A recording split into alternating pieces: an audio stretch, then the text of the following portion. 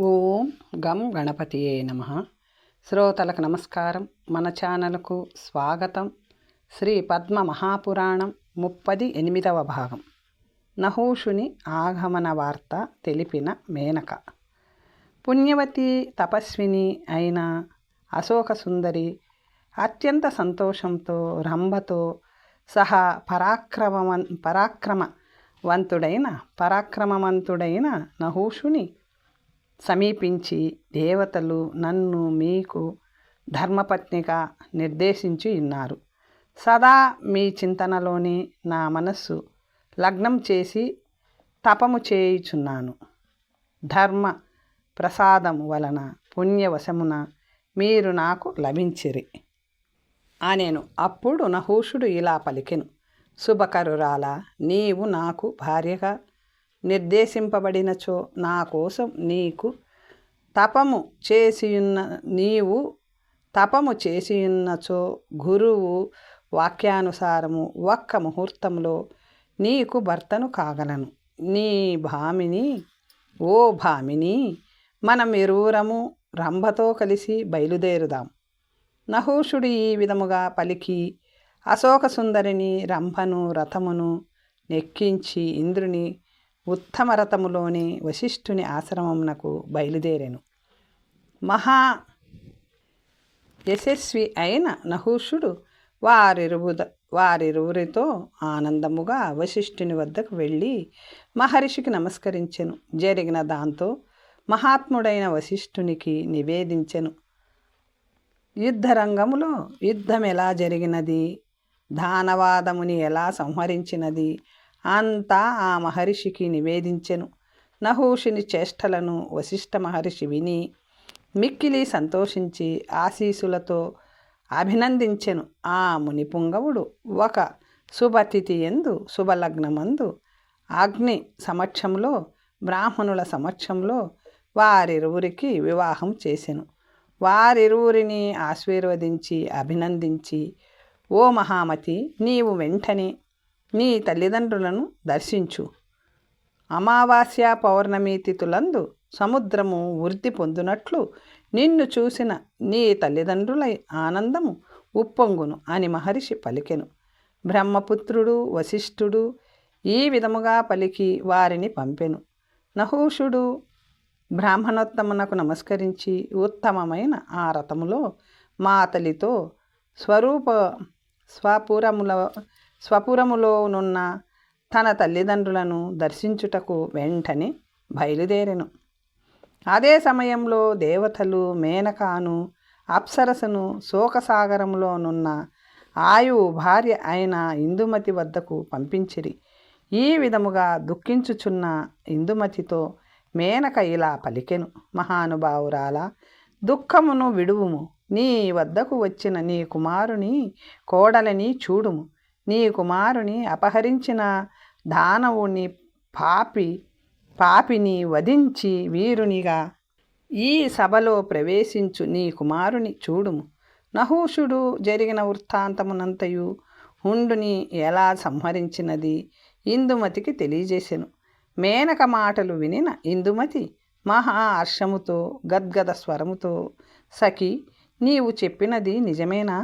మనసుకు ఉత్సాహం కలిగించే అత్యంత ప్రియమైన అమృతం వంటి మాటను చెప్పావు. నా జీవితంతో పాటు నా సర్వస్వమును నీకు ఇవ్వవలేను అని పలికెను. ఈ విధముగా మేనకతో పలికి మహారాజు ఆయువుతో, మహారాజా, ఈ అప్సర శ్రేష్ఠురాలు మీ కుమారుని ఆగమన విషయమును తెలుపుచున్నది అని ఆనందముతో పలికి మాటలాడకుండా ఉండెను. ఆ మాటలు విన్న మహారాజు ప్రియురాలితో ఇలా పలికెను: ఎంతో కాలం క్రితమే నారద మహర్షి ఈ విషయం చెప్పెను. ఓ రాజా, నీ పుత్రుని గురించి నీవు ఎన్నడూ దుఃఖింపవలదు. ఆ దానవుని గొప్ప పరాక్రమముతో సంహరించి నీ పుత్రుడు మరలా నీ వద్దకు వచ్చును. పూర్వము నారదముని పలికిన మాటలు సత్యమయ్యాయి. ఓ రాణి, నారద మహర్షి పలికిన మాటలు అసత్యము లెట్ల అగును. మునిశ్రేష్ఠుడైన దత్తాత్రేయుడు సాక్షాత్ భగవంతుడే. పూర్వము మనమిరువురము ఆ స్వామిని తపస్సుతో సేవించాం. ఆ దేవుడు ప్రసన్నుడై విశ్వాంశ కలిగిన పుత్రరత్నమును మనకు అనుగ్రహించెను. అతడు కుమారుడు పాపబుద్ధి గల ఆ రాక్షసుని సంహరించెను. దత్తాత్రేయుడు మహాబలవంతుడు, ప్రజాపాలుడు, సమస్త దైత్యులను సంహరించువాడు, విష్ణాంశ సంభూతుడు అయిన పుత్రశ్రేష్ఠుని మనకు అనుగ్రహించెను. ఈ విధముగా రాణి అయిన ఇందుమతితో మాట్లాడుతూ పుత్రుని ఆగమనమును పురస్కరించుకొని ఒక పెద్ద ఉత్సవము చేసెను. గొప్ప ఆనందముతో విష్ణువును పదే పదే స్మరించెను. ఆ విష్ణువు సకల కళ్యాణ గుణయుక్తుడు, దేవతావర్గముతో కూడినవాడు, ఆనంద స్వరూపుడు, సమస్త జీవులకు ఒకే ఒక్క పరమార్థము, సర్వ క్లేశములను నాశనము చేయువాడు, సర్వ సౌఖ్యప్రదుడు, నరులలో సద్వైష్ణవులకు ఇహలోకములలోని మోక్షమును ప్రసాదించును.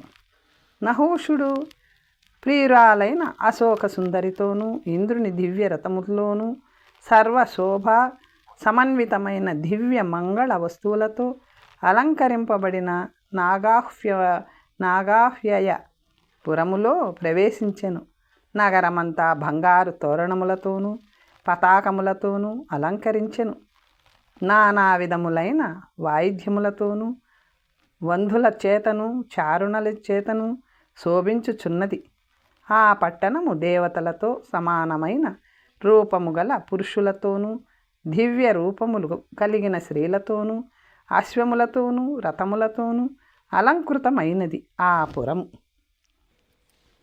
మంగళకరమైన నానావిధ శబ్దములతోనూ వేదధ్వనులతోనూ గీత వాయిద్య శబ్దములతోనూ వీణావేణునాదములతోనూ నిండి ఉన్న ఆ పట్టణములోనికి నహూషుడు ప్రవేశించెను.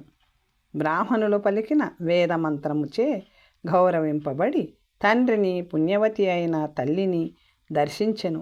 ఆనందముతో వారి పాదములకు నమస్కరించెను. అశోక సుందరి కూడా వారిరువురి పాదములకు పదే పదే నమస్కరించెను. రంభ కూడా వారికి నమస్కరించి వారి విషయమును ప్రీతితో చెప్పెను. రాజపుత్రుడు తండ్రికి నమస్కరించి చక్కగా మాట్లాడి తల్లిని, తండ్రిని, వారి క్షేమమును అడిగెను. ఆ మాటలకు ఆయువు ఆనందముతో పులకిత గాత్రుడయ్యెను. ఆయువు ఇలా పలికెను: ఈనాడే నిన్ను చూసినంతని వ్యాధులన్నీ నశించినవి, దుఃఖ శోకాలు రెండూ పోయినవి, జగత్తు తృప్తితో గొప్ప సంతోషంతో నిండి ఉంది. గొప్ప తేజస్సుతో నీవు జన్మించినప్పుడు నేను కృతకృత్యుడనైతిని. నీ వంశమును ఉద్ధరించి నన్ను కూడా ఉద్ధరించావు. ఇందుమతి ఇలా పలికెను: ఓ మహానుభావ, పర్వదినాలలో పౌర్ణమి, అమావాస్య, సూర్యుని తేజస్సు చూసి మహాసముద్రము వృద్ధి పొందినట్లు నీ దర్శనముతో నేను కూడా, నా ఆనందము కూడా అలాగే అయ్యాయి.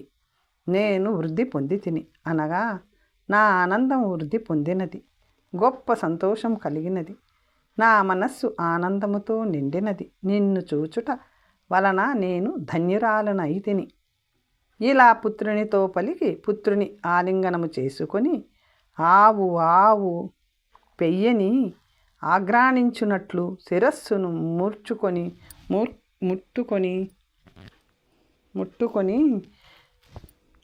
దేవరూపుడైన నహూషుని సుతినిగా పొందినందుకు అభినందించి దీవెనలతో గౌరవించెను. అంతటా పుణ్యవతి అయిన తల్లి ఇందుమతికి తన అపహరణ వృత్తాంతము, తన భార్య పుట్టుకను, ఆమెను పొందిన విధానమును, హుండునితో ఎలా యుద్ధము చేసినది, హుండిని ఎలా సంహరించినది సంక్షిప్తముగా చెప్పి తల్లిదండ్రులకు గొప్ప ఆనందమును కలిగించెను. తల్లిదండ్రులు పుత్రుని విక్రమమును, శక్తిని విని ఆనందముతో నిండిన హృదయము కలవారైరి. నహూషుడు ధనస్సు తీసుకొని ఇంద్రుని రథములోని పట్టణములు, సప్తద్వీపములతో నిండిన ఈ పృథ్వీనంతా జయించెను. వసు సంపద పూర్ణమైన వసుంధరను తండ్రికి సమర్పించెను. దాన ధర్మములతోనూ చక్కని కర్మలతోనూ తండ్రికి అత్యంత ఆనందం కలిగించెను. తండ్రి చేత రాజసూయాది మహాయజ్ఞములను చేయించెను. యజ్ఞములతోనూ దానములతోనూ వ్రతములతోనూ యమ నియమములతోనూ గొప్ప దానములతోనూ పుణ్యయజ్ఞములతోనూ ఆయువు పుత్రుడు తల్లిదండ్రులను యశస్సులను చేసెను. అంతట దేవతలు ఉత్తమమైన నాగహవ్యయ పురమునకు వచ్చి వీరులను మర్దించు నహూషుని పట్టాభిషిక్తుని చేసిరి. అనేక సిద్ధులు కలిగిన ఋషులు ఆయుపుత్రుని శివపుత్రికను సింహాసనముపై కూర్చొండబెట్టి పట్టాభిషిక్తుని చేసిరి. మహాయశస్వి అయిన ఆయువు మహారాజు సిద్ధులు దేవతలచే పూజితుడై భార్యతో పాటు స్వశరీరముతో స్వర్గమునకు వెళ్ళెను. తరువాత ఇంద్రుని స్వర్గమును విడిచి బ్రహ్మలోకమునకు వెళ్ళెను. స్వకర్మతో పుత్రుని తేజస్సుతో శ్రీహరి లోకమునకు వెళ్ళి తన పుణ్యఫలము వలన అక్కడ నివసించుచుండెను. ఓ రాజా, మానవులు ఇటువంటి పుణ్యకర్మలతో ఉత్తమమైన పుణ్యమును సంపాదించవలయును. శోకము కలిగించే ఇతర కర్మలను చేయరాదు. వాటి వలన ఏమి ప్రయోజనము? ధర్మాత్ముడైన నహూషుడు పుట్టినంతనే తండ్రిని ఉద్ధరించెను. కులమును ఉద్ధరించెను. జ్ఞాన పండితుడాయను. నహూషుని చరిత్ర అంతయు నీకు చెప్పితిని. పుత్ర కపింజలా, ఇంకా నువ్వు ఏమి వినదలుచుకున్నావో చెప్పు. పుణ్యప్రదమైన ఆయువు పుత్రుని చరిత్రను ఎవరు వింటారో వారు ఉత్తమ భోగములను అనుభవించి విష్ణులోకమును పొందుదురు. కామోద కథ. తండ్రి, పూర్వము గంగాద్వారములో ఒక ఉత్తమ స్త్రీ రోధించుచుండెను. ఆమె కంటి నుంచి అశ్రుబిందువులు జారి మహాజలంలో పడుచుండెను. అవి గంగాజలములో మునిగి దివ్య రూపము సుగంధము గల కమలములుగా మారుచుండెను. తండ్రి, ఆ సునయన కంటి నుంచి అశ్రువులు గంగాజలములో ఎందుకు పడుచున్నవి? అస్థి చర్మములు మాత్రమే మిగిలిన జఠచీర ధరుడు ఈ పద్మములను సేకరించుచుండెను. దివ్యములైన హేమవర్ణము గల వాటిని తీసుకొని శివునకు అర్పించుచుండెను. మహామతి, ఆ స్త్రీ ఎవరు? ఆ పురుషుడెవరు? శివుని పూజించిన తరువాత ఎందుకు పరితపించుచున్నాడు? నేను నీకు పాత్రుడనైనచో దీనినంతటిని నాకు చెప్పుము అనెను. అప్పుడు కుంజలుడు ఇలా పలికెను. పుత్ర, విను. దేవనిర్మితమైన సంబంధించిన ఈ వృత్తాంతమును చెప్పెదను. సకల పాపములను హరింపచేయు విష్ణు సంబంధమైన ఆ చరిత్రను నీకు చెప్పెదను. వీరుడైన మహాపరాక్రమము కల హుండు నహూషునిచే వధింపబడెను. ఆ హుండుని పుత్రుడు విహుండు అని సుప్రసిద్ధుడు అయినవాడు తపమును ఆచరించెను. అమాత్యులతో పరివారముతో కలిసి తన తండ్రిని ఆయుపుత్రుడగు నహూషుడు వధించెనని వినిన విహుండు దేవతలను వధించతలపెట్టి కోపముతో తపము చేయుచుండెను. ఆ దుర్మార్గుని పౌరుషము తపస్సుతో మరికొంత పెరుగుచుండెను. యుద్ధమును అతను సహింపరాని వాడని దేవతలు తెలియుదురు. హుండుని పుత్రుడగు విహుండు 3 లోకములను వధింప సమకట్టెను. నా తండ్రి వైరమును తీర్చెదను. మానవులను దేవతలను వధించెదను. ఆ పాపి దేవబ్రాహ్మణ కంటకుడు ఉద్యమించెను. ఉపద్రవమును ఆరంభించెను. ప్రజలను పీడించుచుండెను. అతని తేజస్సుకు దేవతలు దహించబడు చుండిరి. అంతటా దేవతలు ఇంద్రుని ముందుంచుకొని దేవదేవుడైన విష్ణువును శరణు పొందిరి. జగన్నాథుని శంకు చక్ర గదాధరుని నిత్యము విహుండుని వలన కలిగే మహాభయము నుండి రక్షించమని వేడిరి. అప్పుడు విష్ణువు ఇలా పలికెను. దేవతలు మహేశ్వరులు అందరూ వర్ధిల్లెదరు కాక. పాపుడు దేవకంటకుడు అయిన విహుండుని నేను నాశనము చేసేదను. ఈ విధముగా దేవతలతో పలికి ఆ దేవుడు మాయను సృష్టించి ఆ మాయాసుడు నందనవనములోనే ఉండెను. మాయామయమైన సకల గుణాన్వితమైన శ్రీరూపమును ధరించెను. విష్ణుమాయ సమస్త విశ్వమును మోహింపచేయును. విహుండిని వధించుటకు శాలిని అయిన సాటిలేని రూపమును విష్ణుమాయ కల్పించెను. విహుండు దేవతలను వధించుటకు దివ్య మార్గములో వెళ్ళుచుండెను. అలా వెళుతూ నందనవనములో దితేశ్వరుడు విష్ణుమాయను చూచెను. ఆ దైత్యుడు ఆమెచే మోహితుడై కామబాణ పీడితుడయ్యను. ఆ స్త్రీ శ్రేష్ఠురాలని తన నాశనము కోసం వచ్చిన కాలరూపునిగా తెలియకుండెను. బంగారు వన్నెతో ప్రకాశించుచు రూప ద్రవిణ శాలిని అయిన వరాంగనను చూసి లోభముతో ఆ పాపాత్ముడు ఆమె వద్దకు వెళ్ళి, అందమైన దానా, నీవెవరు? ఎవరి దానవు? నా చిత్తమును వేధించుచున్నావు. నీ సాంగత్యమును నాకివ్వుము. నీ సాంగత్యముతో దేవదానవులకు దుర్లభమైనను నీవు కోరిన దానిని నేను నీకు తెచ్చి ఇచ్చేదను అనెను. అప్పుడు మాయ ఇలా పలికెను, ఓ దానవా, నన్ను అనుభవించు కోరిక నీకు ఉన్నచో నాకు ఒక బహుమానం ఇవ్వవలేను. దేవతలకు కూడా అశక్యమైన కామోద్యమమును చేయవలేను. కామోదక వృక్షమునకు పూచిన సుగంధభరితమైన 7 కోట్ల పుష్పములతో శంకరుని పూజింపుము. ఆ తరువాత ఆ పూలతో మాలను చేసి ఆ మాలను నా కంఠంలో వేయుము. ఇది నీవు నాకిచ్చే బహుమానం. అప్పుడు నీకు నేను అత్యంత ప్రియురాలు నగుదును, భార్యను కాగలను అనెను. అప్పుడు విహుండు ఇలా పలికెను, ఓ దేవి, నీవు చెప్పినట్లే చేసేదను. నీవు కోరినది నేను తప్పక తెచ్చెదను. ఆ దితేశ్వరుడు మన్మథ విష్ణుడై దివ్యవనాలను పుణ్యవనాలను సంచరించెను. ఎంత తిరిగినను ఆ కామోద వృక్షము మాత్రము లభించలేదు. అతడు ఎక్కడెక్కడికి వెళ్ళాడో అక్కడంతా స్వయముగా కామోదక వృక్షం గురించి అడిగెను. మహాజనులందరూ కామోదకమనే వృక్షమే ఎక్కడా లేదని చెప్పిరి. కామబాణములచే పీడింపబడుచున్న ఆ దుష్టాత్ముడు కనిపించిన వారందరినీ వృక్షము గురించి అడుగుచూ శుక్రుని వద్దకు వెళ్ళెను. భక్తితో శిరస్సు వంచి, స్వామి, అందమైన పుష్పములతో కూడిన కామోదక వృక్షము ఎక్కడ ఉన్నదో చెప్పండి అని అడిగెను.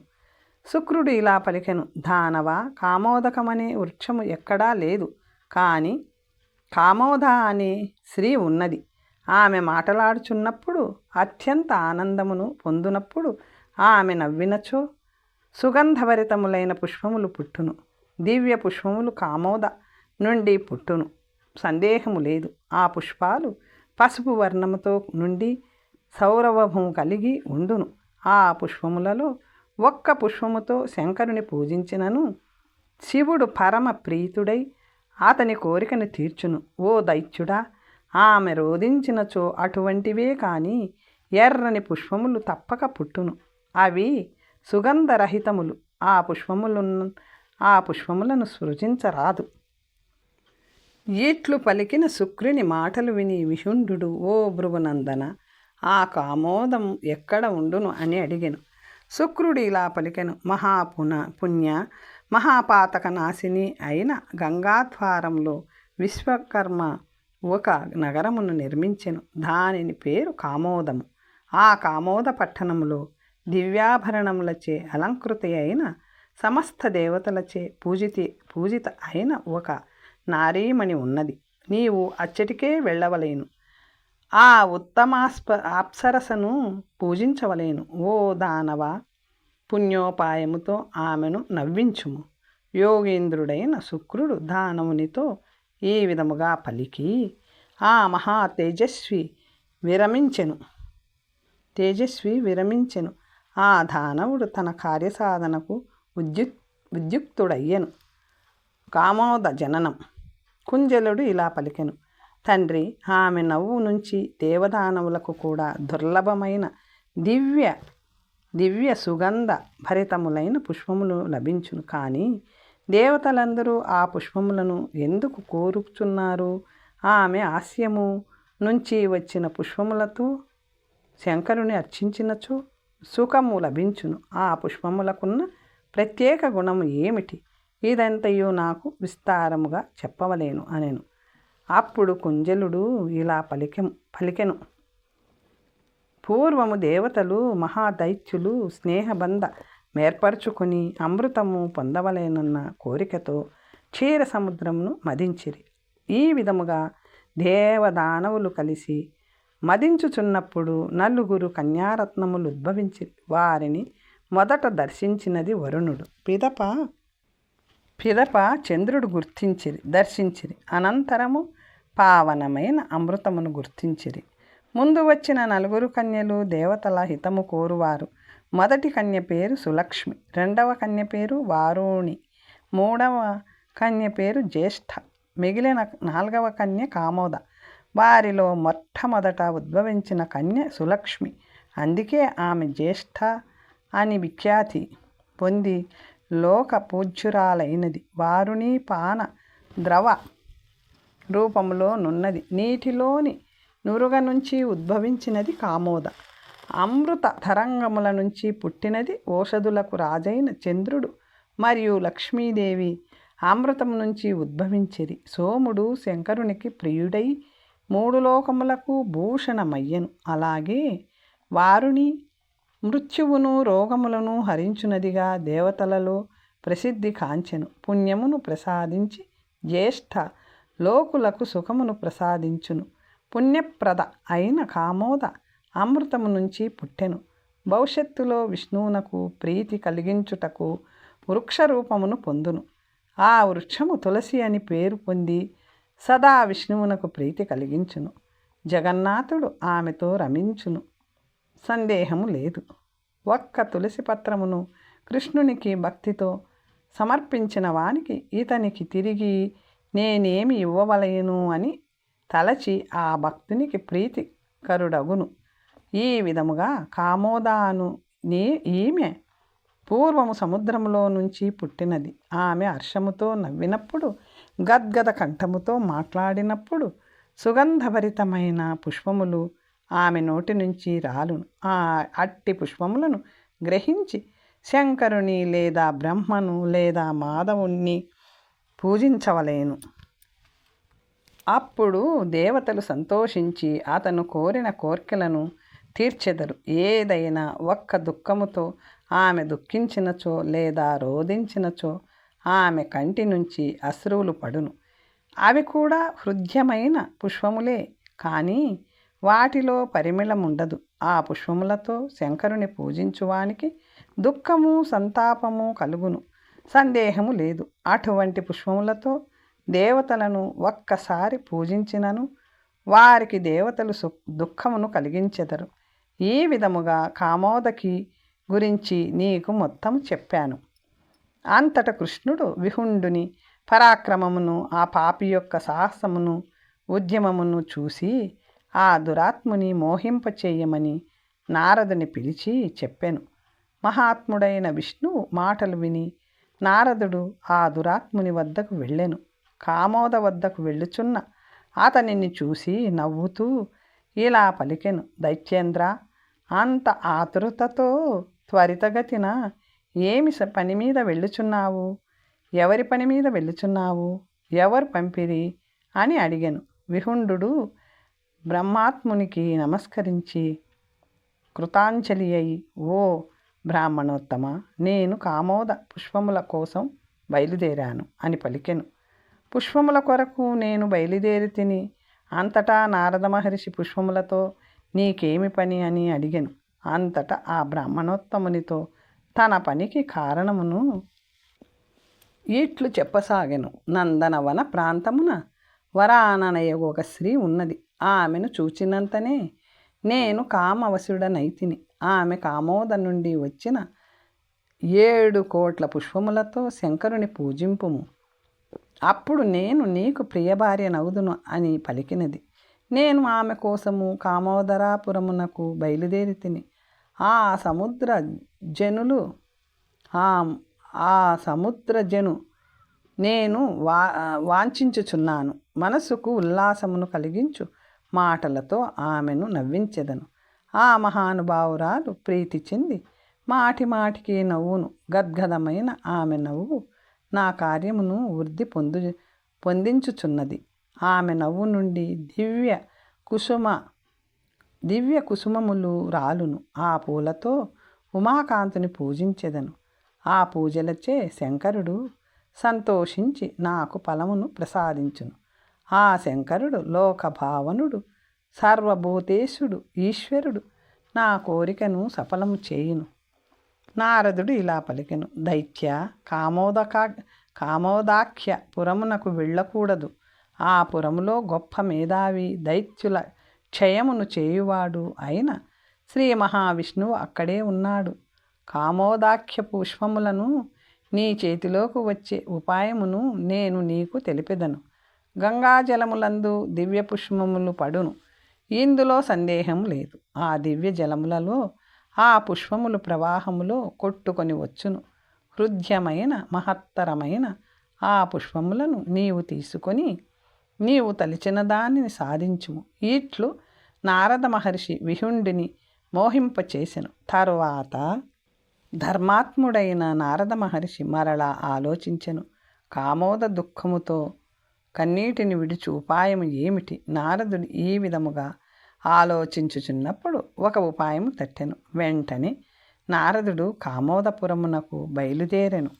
కామోద స్వప్నం సర్వదేవతలచే నిండినది, సర్వకామ సమృద్ధి కలది, దివ్యమైనది అయిన కామోదపురమును నారదుడు చూసెను. ద్విజోత్తముడైన నారదుడు కామోద గృహములో ప్రవేశించెను. సర్వకామ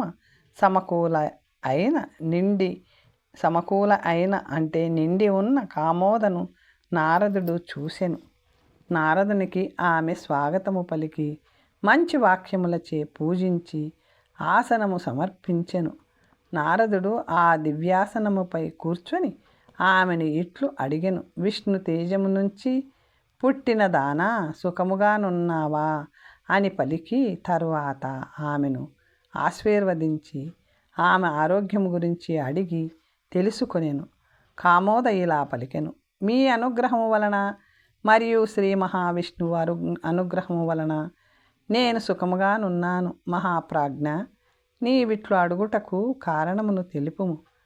మునిపుంగవ, నా శరీరములో అకస్మాత్తుగా మహామోహము ఏర్పడినది.